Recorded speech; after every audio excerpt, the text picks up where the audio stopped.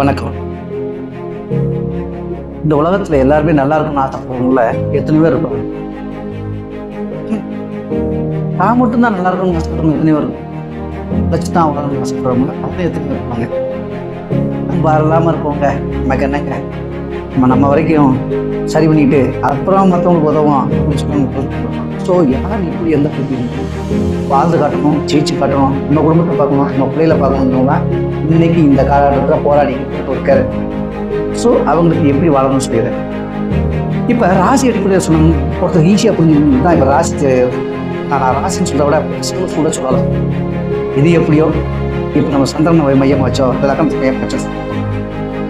மேச ராசிக்காரங்க என்ன செய்யணும்னா தன்னுடைய யார்கிட்ட பேசிட்டு அவங்களுடைய தனக்கு முன்னால் நின்று எதுக்கு யார் பேசுவாங்களோ நல்லா கிட்ட மேசராசி இருக்க அதை பேஸ் டு பேசோ இல்லை தள்ளியோ நின்று பேச மாட்டேன்.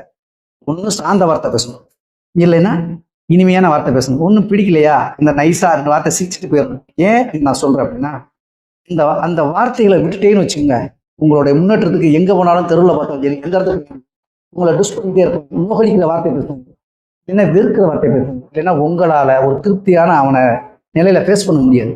மேசராசிக்காரங்களாம் பிரத்தியார்கிட்ட கொஞ்சம் கவனமா பேசுங்க, நல்லபடியா பார்த்துக்கோங்க, அவங்ககிட்ட நேர்கொண்ட பார்வையில பாருங்க. அவங்களுக்கு யாரெல்லாம் தட்ட வேண்டாம், அவங்ககிட்ட பொறுத்து நீங்க எதிர்பார்க்க பண்ண வேண்டாம். ஆனால் தொழில் விஷயத்துலையும் மற்ற விஷயத்துலையும் அவன்கிட்ட நேர்மை இருங்க, அதுதான் நல்லா இருக்கும். ஆளுமை திறன் கொண்ட சூரிய வாகனங்கள் இருக்கனால இந்த மேசராசிக்காரங்களை யாரா இருந்தாலும் மதிங்க. இல்லைன்னா மேசராசிக்காரங்க நீங்க இருந்தாலும் சரி மற்றவங்களை நோகாத வார்த்தை உங்களுக்கு ஜெயிச்சுவீங்க, ஜெயிச்சு காட்டுவீங்க. அதே சமயத்தை ஒரு முன்னேற்றத்தையும் பார்த்துவீங்க. ஏன் அப்படி சொல்றீங்கன்னா முதல் ராசி மேசம்.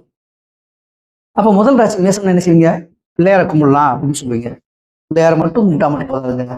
பிள்ளையார் ஒரு கும்பிட்டா அந்த பிள்ளையாரோடைய கும்பிட்ட ஒரு மணி நேரத்து வைக்காது. யார் மணிக்கு நோகாத வார்த்தை பேசிக்கலைன்னா தான் அந்த பிள்ளையரோட ஆசீர்வாதம் அனுக்கிரகம் கிடைக்கும். அதனாலதான் அந்த ராசிக்கு கவனம் எடுத்துக்கணும். ஏன்னா சூரியன் மட்டும் அந்த வீட்டுல உச்சம் நினைச்சுக்கோங்க, அங்க சனி பகவான் நீச்சம் இருக்காது. சனி பகவான் நீச்சமா இருந்தாலும் சார்ந்த உரையாடலுக்கு சனியோட ஆசீர்வாதம் இருந்துகிட்டே இருக்கும்.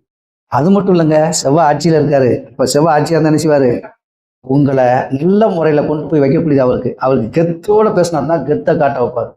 தயவு செய்து எதை நினைச்சுக்கிட வேண்டாம். மேசராசிக்காரங்க யாரா இருந்தாலும் பலகீனமான வார்த்தையோ, பதட்டப்படக்கூடிய வார்த்தையோ, அசிங்கமான வார்த்தையோ, தலகுனிக்கக்கூடிய வார்த்தையோ, வெறுக்கக்கூடிய வார்த்தையோ பேச முடியும்னு நீங்க ஜெயிச்சிருவீங்க. நன்றி. அடுத்த இன்னொரு இடத்துல பார்ப்போம். நன்றிங்க.